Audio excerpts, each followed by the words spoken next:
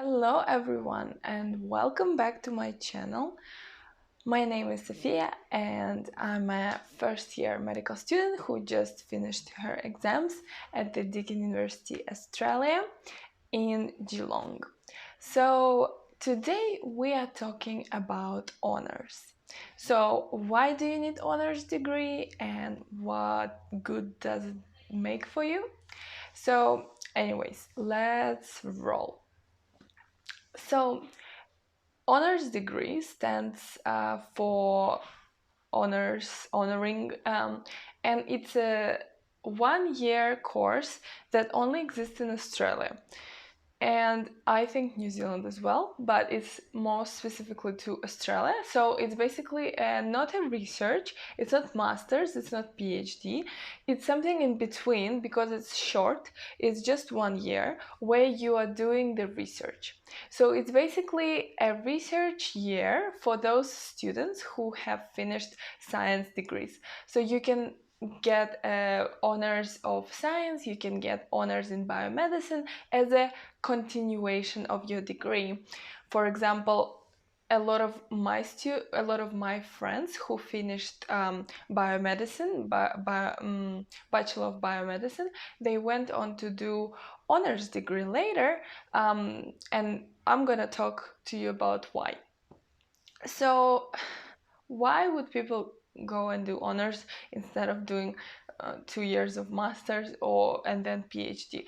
Well, first of all, it's a short year and you can get a very great exposure to the research and how the research is done.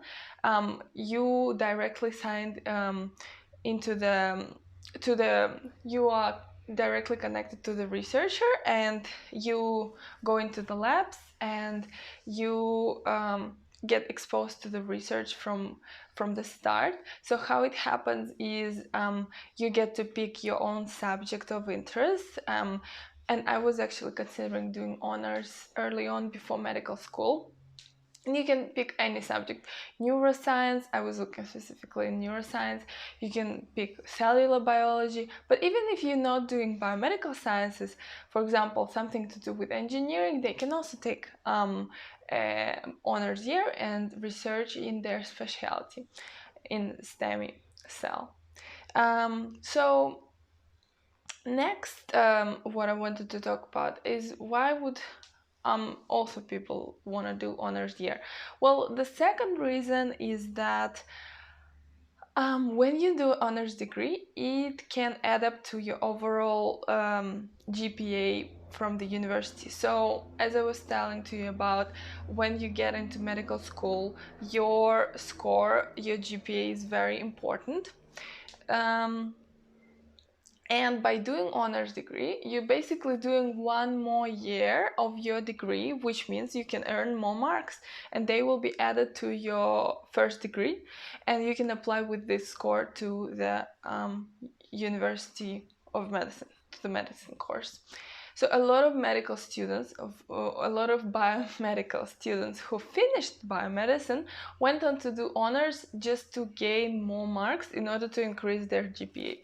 Because apparently it's not hard to do bad in honors degree, because if you get a good supervisor and you get a good subject that really interests you and you're doing everything correctly, then you'll be all set and your marks can really improve because of honors degree.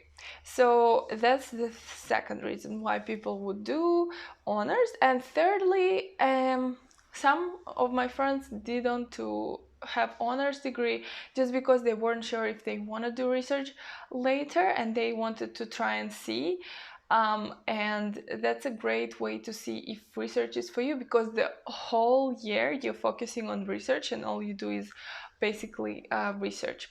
And now that we talked about the reasons why people do research, I'm going to talk to you about how the honors year is happening here in Australia, because I myself have gone through the whole process, but then it was my plan B if I'm not gonna get into the medical university. So I have gone through the application stage and I've attended everything to know more about honors, although I didn't really want to do honors degree because I think personally research is not for me. But let's talk about, so basically the honors year is a research year. You get signed in with the coordinator, so, and you might work with a couple of other students who also do honors, or some research students or PhD students, but you're all working in a team.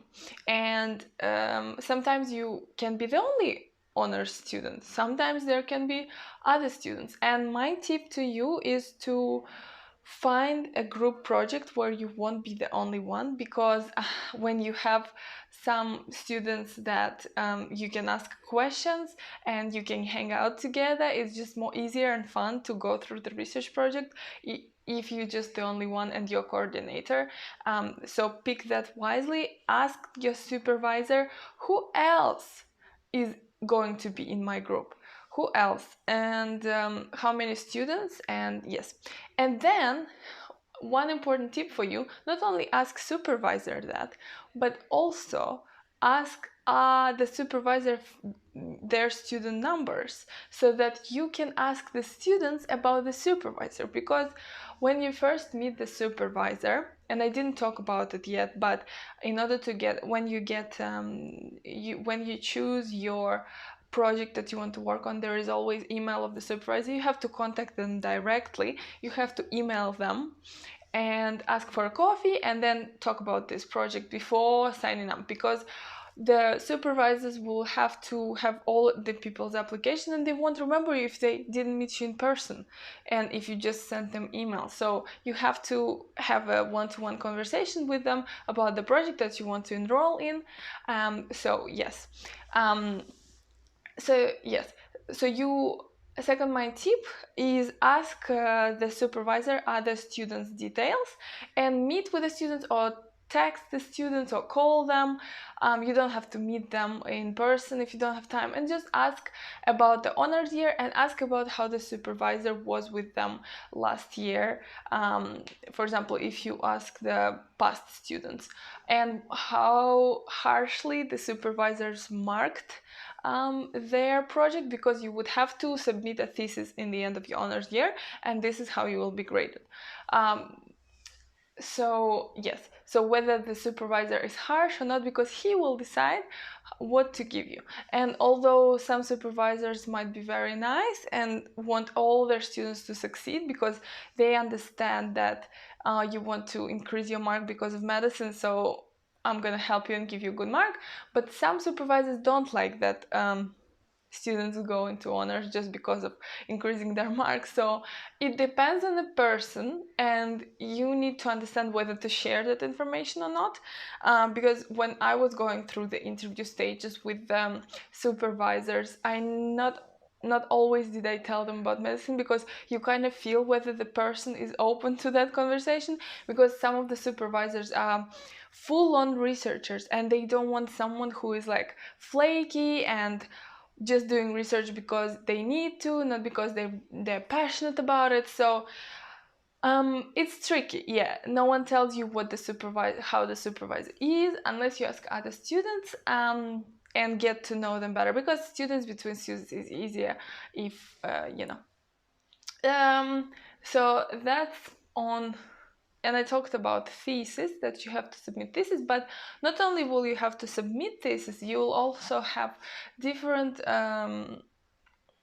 assignments throughout the year, which I'm not sure, because I actually didn't do honors because I didn't want to. It was my just plan B if I didn't get accepted into medicine.